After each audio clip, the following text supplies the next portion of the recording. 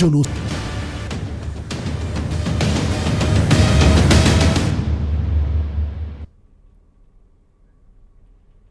नमस्कार, बहुत स्वागत है आपका मॉर्निंग ब्रेकिंग न्यूज में। खबरों के साथ मैं हूं रीनू। सबसे पहले बात करेंगे भोपाल से बड़ी खबर की। आरजीपीवी के पूर्व कुलपति और रजिस्ट्रार पर इनाम घोषित किया गया है। फाइनेंस कंट्रोलर पर भी घोषित किया गया है इनाम। पुलिस ने 3-3 हजार रुपए का इनाम घोषित किया है। सभी पर अवैध तरीके से करोड़ों रुपए ट्रांसफर करवाने का आरोप लगा है। मामले में तत्कालीन कुलपति सुनील कुमार को नहीं मिली है जमानत। कुमार मयंक की हो चुकी है गिरफ्तारी। एसआईटी ने अहमदाबाद से किया है गिरफ्तार। 1 महीने पहले गांधीनगर थाने में एफआईआर दर्ज हुई थी। बड़ी खबर है भोपाल से। आरजीपीवी के पूर्व कुलपति और रजिस्ट्रार पर इनाम घोषित किया गया है। फाइनेंस कंट्रोलर पर भी इनाम घोषित हुआ है। पुलिस ने 3-3 हजार का इनाम घोषित किया है। सभी पर अवैध तरीके से करोड़ों रुपए ट्रांसफर करने का आरोप लगा है। मामले में तत्कालीन कुलपति सुनील कुमार को जमानत नहीं मिली। कुमार मयंक की हो चुकी है गिरफ्तारी। एसआईटी ने अहमदाबाद से किया है गिरफ्तार। 1 महीने पहले गांधीनगर थाने में दर्ज हुई थी एफआईआर।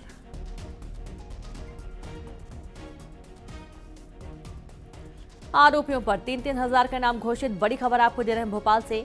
अवैध तरीके से करोड़ों रुपए ट्रांसफर करने का आरोप लगा है।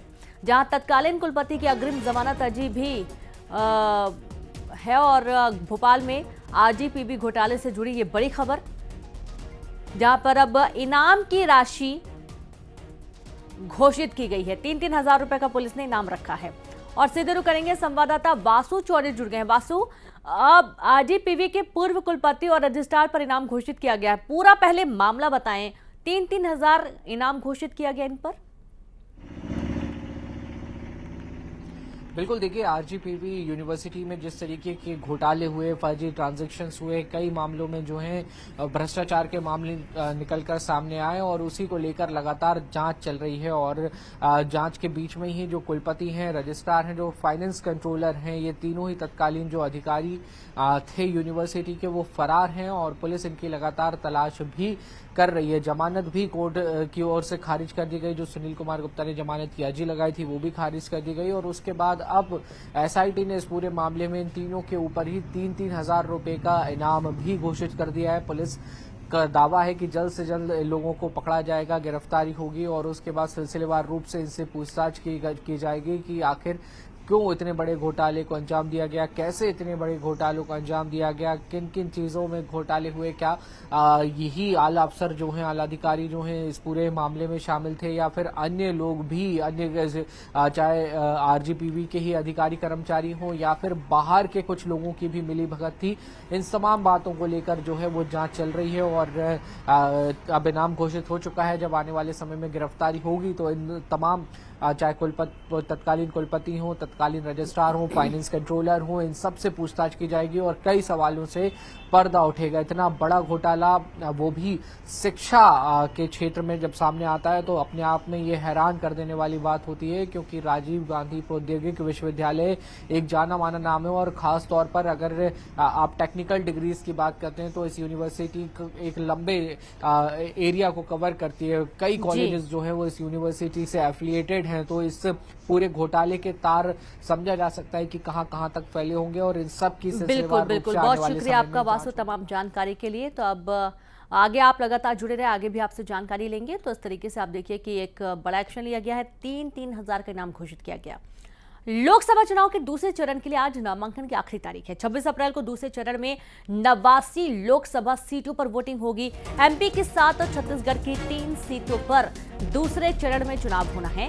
एमपी की टीकमगढ़, दमोह, खजुराहो, सतना, रीवा, होशंगाबाद और बैतूल सीट पर मतदान होगा। तो छत्तीसगढ़ की राजनांदगांव, महासमुंद और कांकेर सीट पर चुनाव होगा।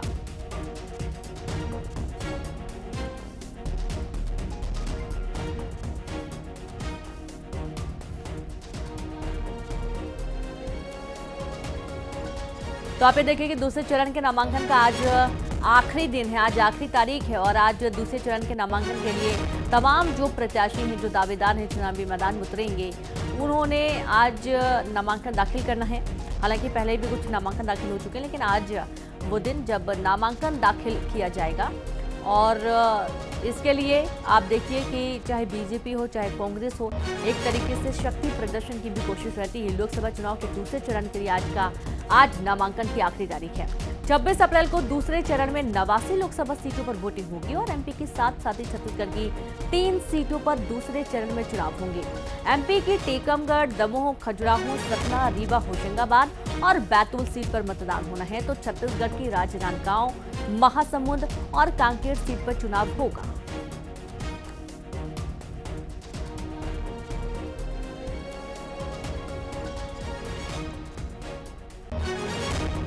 तो तमाम तैयारियां पूरी की जा चुकी हैं और आज जो चुनावी मैदान में उम्मीदवार होंगे वो नामांकन दाखिल करेंगे। और सीधे रुक करेंगे भोपाल से संवाददाता वासु चौरे और तनु वर्मा रायपुर से जुड़ गए। तो सबसे पहले तो वासु आपके पास आते हैं। आज आखिरी दिन है दूसरे चरण के मतदान को लेकर। आज नामांकन दाखिल करने के लिए एक तरीके से शक्ति प्रदर्शन भी जो होते हैं, नामांकन दाखिल करने पहुंचते हैं उम्मीदवार, वो शक्ति प्रदर्शन भी करते हैं। तो आज भोपाल में कैसी तस्वीरें देखने को मिल सकती हैं, क्योंकि 2 प्रमुख सीटें अलग अलग क्षेत्रों में हैं और जाहिर सी बात है कि बड़े चेहरे आज पूरे प्रदेश में पहुंच रहे हैं प्रचार प्रसार के लिए भी। बिल्कुल, देखिए जो दूसरे चरण का मतदान होना है उसमें जो सीटें हैं वो महाकोशल क्षेत्र की विंध्य सीट की शामिल हैं और होशंगाबाद नर्मदापुरम भी शामिल है, जो मध्य प्रदेश का मध्य क्षेत्र माना जाता है। तो तैयारियां जोरों पर हैं, चाहे भाजपा की बात करें या कांग्रेस की बात करें, दोनों ही दलों के नेता पूरे दमखम के साथ चुनावी मैदान में उतर गए हैं। प्रत्याशियों का नामांकन भराने के लिए खुद मुख्यमंत्री डॉक्टर मोहन यादव, प्रदेश के अध्यक्ष वी.डी. शर्मा समेत बीजेपी के बड़े नेता पहुंच रहे हैं। कल हमने देखा जब वी.डी. शर्मा ने अपना नामांकन दाखिल किया तो वहां पर स्मृति ईरानी उनके साथ जो है नजर आई। मुख्यमंत्री मोहन यादव वहां पर मौजूद रहे और इसी तरह से सभी जगह जहां जहां पर नामांकन फाइल हो रहे हैं बड़े नेता पहुंच रहे हैं, बड़ी रैलियां निकल रही हैं, बड़ा शक्ति प्रदर्शन किया जा रहा है, माहौल बनाया जा रहा है कि हमारे साथ जनता है, हमारे साथ पब्लिक है, दावा अपनी अपनी जीत का है। और इसी तरह अगर दूसरी तरफ आप देखें तो कांग्रेस के लिए जो प्रदेश के प्रभारी है भंवर जितेंद्र सिंह, प्रदेश अध्यक्ष जीतू पटवारी, विवेक तनखा, अरुण यादव जैसे तमाम जो बड़े नेता हैं वो पूरे प्रदेश भर में अलग अलग जगहों पर पहुंच रहे हैं, नामांकन फाइल करा रहे हैं, वहां पर जाकर कार्यकर्ताओं की बैठक ले रहे हैं, कार्यकर्ताओं का मोरल बूस्ट कर रहे हैं, मोटिवेट कर रहे हैं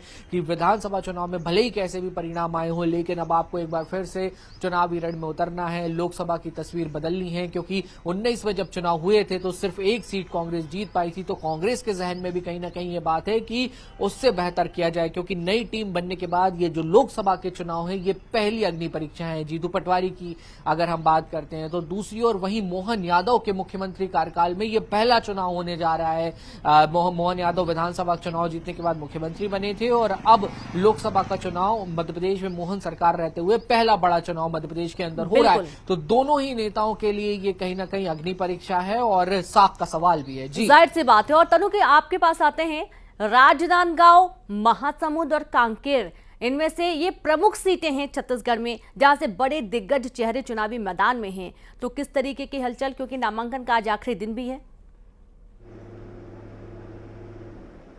जी बिल्कुल, देखिए छत्तीसगढ़ में जो है 3 चरण में लोकसभा चुनाव होना है और पहले चरण में बस्तर लोकसभा सीट पर मतदान होना है, जिसके बाद कांकेर, राजनांदगांव और महासमुंद में दूसरे चरण में जो है वो मतदान होगा। और इन तीनों सीटों में आज नामांकन का जो है अंतिम दिन है। आज 3 बजे तक नामांकन जो है दाखिल किया जा सकता है, जिसके बाद नामांकन जो है वो फ्रीज कर दिया जाएगा और कल 5 अप्रैल को इन नामांकन पत्रों की जो है जांच की जाएगी, जिसके बाद 8 अप्रैल तक उम्मीदवार अपना नामांकन जो है वह वापस ले सकते हैं। आपको बता दूं कि 35 उम्मीदवारों ने इन तीनों लोकसभा सीटों से 63 नामांकन फॉर्म जो है वो भरे हैं। इसके साथ ही राजनांदगांव में बड़ी संख्या में कल नामांकन फॉर्म जो है वो लिया गया है। एक ही दिन में 210 नामांकन फॉर्म जो है वो लिया गया है। उसके साथ ही नामांकन दाखिल करने की आज अंतिम प्रक्रिया है। हालांकि दोनों ही पार्टी, भाजपा और कांग्रेस, दोनों ही पार्टी के कैंडिडेट ने अपना अपना नामांकन जो है बीते दिनों ही दाखिल कर दिया है। बीते दिनों महासमुंद लोकसभा सीट से बीजेपी की कैंडिडेट रूप कुमार चौधरी ने अपना नामांकन दाखिल किया था और इस दौरान सीएम साय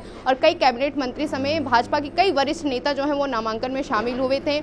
शक्ति प्रदर्शन के साथ नामांकन रैली निकालकर ये नामांकन जो है वो दाखिल किया गया था। इसके साथ ही सीएम साय ने एक जनसभा को भी जो है संबोधित किया था और इस दौरान भाजपा के पक्ष में सभा को संबोधित कर एक माहौल बनाने का जो है प्रयास किया जा रहा है। प्रधानमंत्री नरेंद्र मोदी की उपलब्धियों को लेकर भाजपा के जो वरिष्ठ नेता हैं वो जनता के बीच में जा रहे हैं, ताकि जिस तरह से विधानसभा चुनाव में भाजपा को एक बेहतर प्रदर्शन जो है वो मिला था, ठीक उसी तरह से लोकसभा चुनाव में भी भाजपा जो है एक बेहतर प्रदर्शन कर सके। वहीं दूसरी तरफ कांकेर लोकसभा सीट से कांग्रेस के कैंडिडेट वीरेश ठाकुर ने भी कल नामांकन दाखिल किया था। पीसीसी चीफ दीपक बैस समेत कांग्रेस के कई नेता जो है उनके नामांकन में शामिल हुए थे। तमाम जानकारी साझा करने के लिए तो इस तरीके से देखिए कि आज जो चुनावी माहौल है वो देखने को मिलने वाला है। 3 प्रमुख सीटों पर मतदान होना है दूसरे चरण में और इसके लिए आज तैयारियां तमाम एमपी छत्तीसगढ़ में देखी जा रही हैं। चलिए अगली कुछ और अहम खबरों का जिक्र करेंगे। बात करेंगे कांग्रेस नेता गौरव वल्लभ ने कांग्रेस छोड़ दी है। एक बड़ा झटका कांग्रेस को फिर से लगा है। प्राथमिक सदस्यता से इस्तीफा का ऐलान किया है। कांग्रेस के राष्ट्रीय प्रवक्ता भी रहे हैं गौरव वल्लभ ने कांग्रेस पार्टी को बताया दिशाहीन। पार्टी की प्राथमिक सदस्यता से इस्तीफा दिया है, इस्तीफा का ऐलान किया है उन्होंने। बड़ी खबर आपको दे रहे हैं। कांग्रेस नेता गौरव वल्लभ ने छोड़ी कांग्रेस, जिन्होंने प्राथमिक सदस्यता से इस्तीफे का ऐलान कर दिया है। कांग्रेस के राष्ट्रीय प्रवक्ता भी रहे हैं गौरव वल्लभ। आपने कई टीवी डिबेट्स में इनको कांग्रेस का पक्ष रखते देखा होगा, सुना होगा। गौरव वल्लभ एक जाना माना नाम, जिन्होंने पार्टी छोड़ने का कारण बताया है कि कांग्रेस पार्टी दिशाहीन हो चुकी है। पार्टी की प्राथमिक सदस्यता से इस्तीफे का ऐलान किया है। और अब खबर दुर्ग से, जहां पर चरणदास महंत के बयान पर विधायक रिकेश सेन का पलटवार। जहां सेन के आह्वान पर प्रदेश के नाई समाज ने महंत का बहिष्कार किया है। कोई नहीं काटेगा महंत के बाल, नहीं बनाएगा दाढ़ी। विधायक रिकेश सेन ने महंत को दी चुनौती। मोदी जी तक पहुंचना आप जैसे नेताओं की बस की बात ही नहीं। और संवाददाता मिथिलेश जुड़ गए हैं। मिथिलेश, ये एक विवादास्पद बयान और इसको लेकर अब पलटवार भी किया गया है। महंत के बयान को लेकर हम देख रहे हैं कि 2 दिन से लगातार सियासत गरमाई हुई है।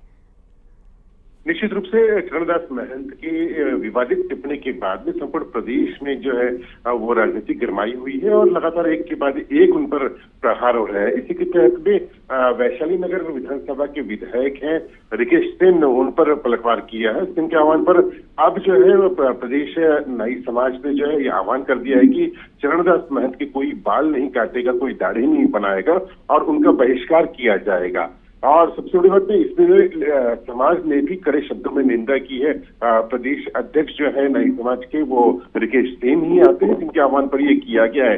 रिकेश सेन ने ये चुनौती भी दी है महंत को कि लाठी मारने की बात कर रहे हैं तो वो पहले रिकेश सेन को मार के बताएं, मोदी जी तक तो पहुंचना उन जैसे नेताओं की बस की बात नहीं है। तो एक बड़ा बयान ये दिया है। निश्चित रूप से जो है ये इस टिप्पणी के बाद में और जो संपूर्ण प्रदेश में राजनीति गरमाती जा रही है और एक के बाद एक जो है चरणदास महंत पर प्रहार हो रहे हैं। बिल्कुल, और इनके खिलाफ हालांकि शिकायत भी दर्ज करवाई गई है, निर्वाचन आयोग से शिकायत भी की गई है, लेकिन लगातार ऐसे बयान सुर्खियों में बने हुए। बहुत शुक्रिया आपका मिथिलेश तमाम जानकारी के लिए। और अब बात करेंगे धार की भोजशाला में सर्वे का 14वां दिन, जहां एएसआई की टीम कर रही है सर्वे। हिंदू मुस्लिम पक्षकार भी भोजशाला में मौजूद हैं। मेजरमेंट, मैपिंग और स्कैनिंग का काम किया जा रहा है। हिंदू फ्रंट फॉर जस्टिस के अध्यक्ष और भोजशाला मामले की मुख्य याचिकाकर्ता रंजना अग्निहोत्री भी पहुंची हैं भोजशाला। एएसआई की टीम के साथ भोजशाला के सर्वे में शामिल सुरक्षा के कड़े इंतजाम किए गए हैं। भोजशाला का सर्वे लगातार जारी है। सर्वे का आज 14वां दिन है और 14वें दिन का सर्वे आज शुरू हो चुका है। एएसआई की टीम अंदर जा चुकी है, साथ ही हिंदू और मुस्लिम पक्ष के लोग भी अंदर साथ में मौजूद हैं।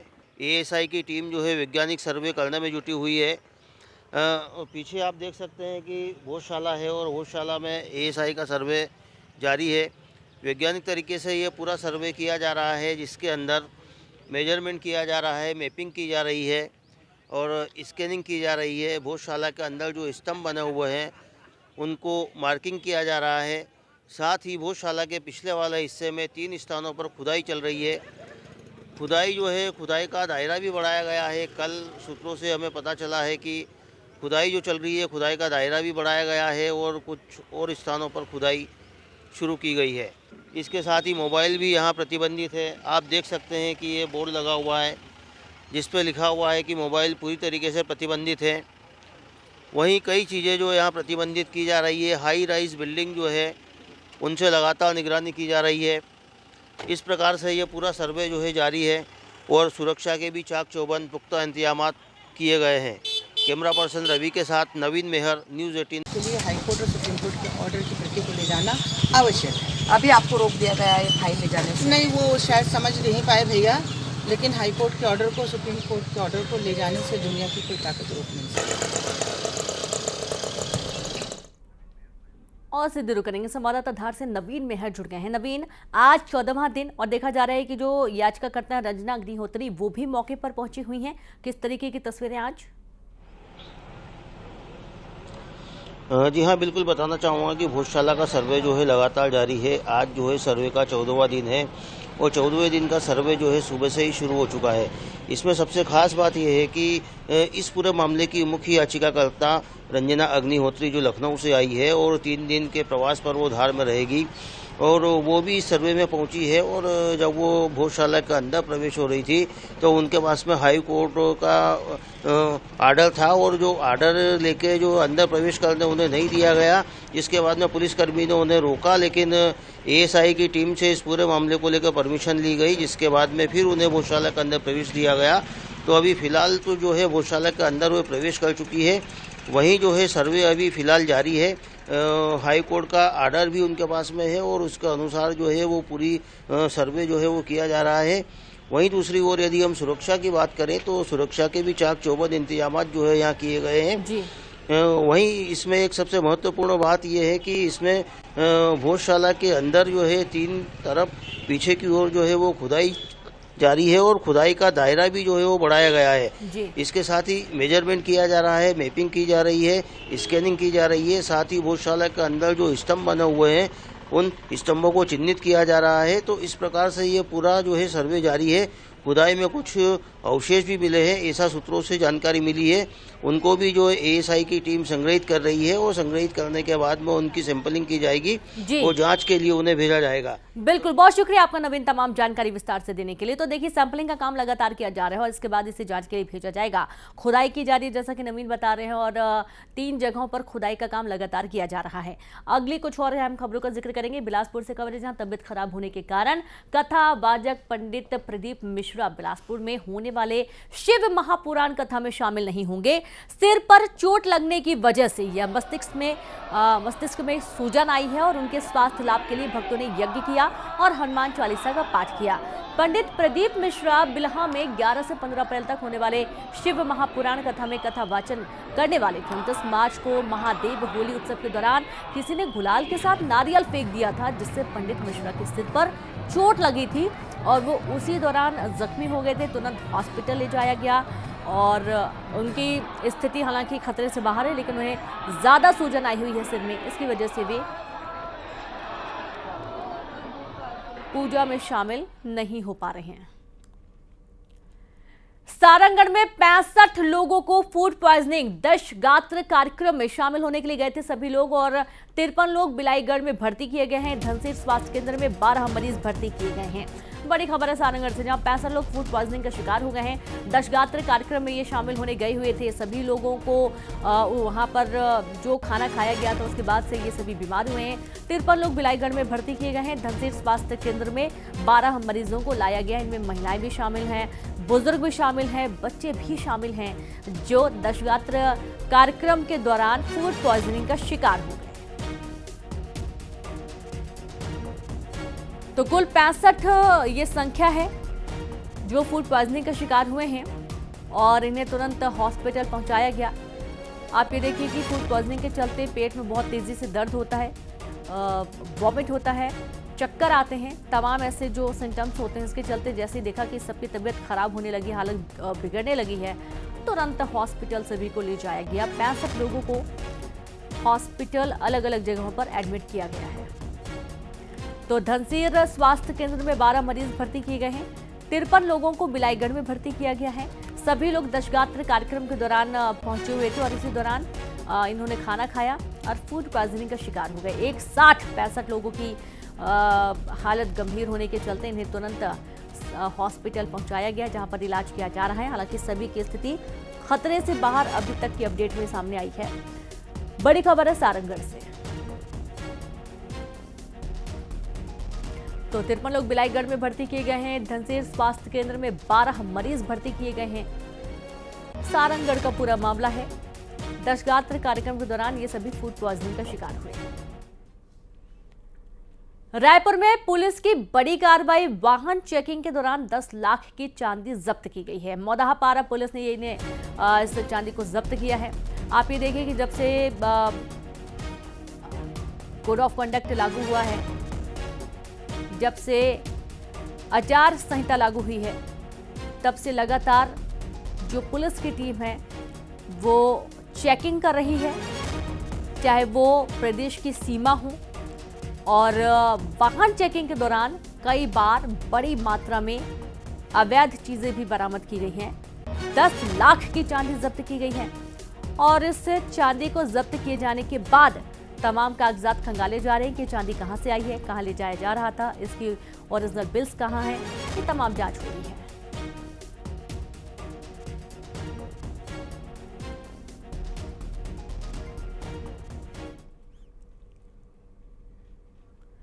और अब भोपाल से बड़ी खबर है, जहां पर युवक पर धारदार हथियार से हमला किया गया। युवक से पैसे मांग रहे थे बदमाश और पैसे नहीं देने पर हमला कर दिया गया। युवक को गंभीर हालत में अस्पताल में भर्ती किया गया। पुलिस ने एक आरोपी को भी गिरफ्तार किया है।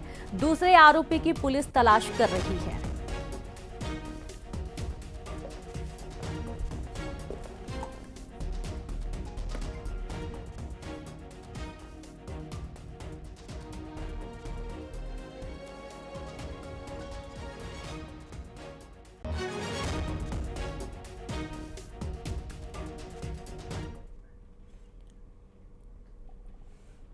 और अब बात करेंगे ग्वालियर में सिलेंडर ब्लास्ट से जुड़ी बड़ी खबर की, जहां पर माता पिता के बाद अब बेटे ने भी दम तोड़ दिया। उसका इलाज किया जा रहा था।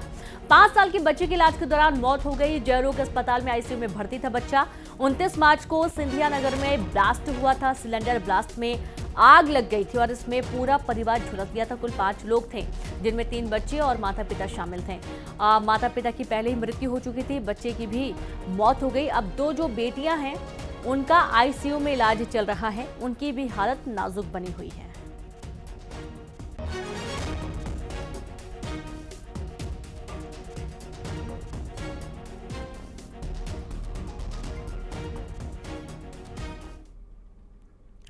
सूरजपुर में 2 हाथियों का उत्पात लगातार जारी है। दल से बिछड़े 2 हाथियों ने उत्पात मचा रखा है। 2 घरों को नुकसान पहुंचाया है। किसानों को फसलों को भी नुकसान पहुंचा रहे हैं। बीते 1 सप्ताह से क्षेत्र में कर रहा है विचरण। प्रतापपुर वन परिक्षेत्र के धर्मपुर की घटना है। नुकसान के आकलन में जुटा हुआ है वन अमला।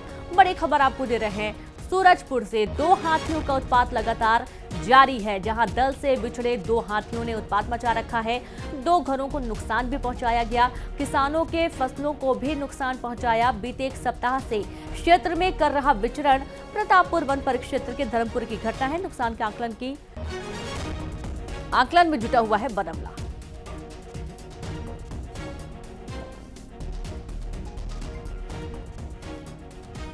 तो देखिए, कुछ उत्पात की तस्वीरें भी आपको दिखा रहे हैं, जहां पर फसलों को नुकसान हुआ, घरों को तोड़ दिया और खड़ी फसल को भी रौंदा।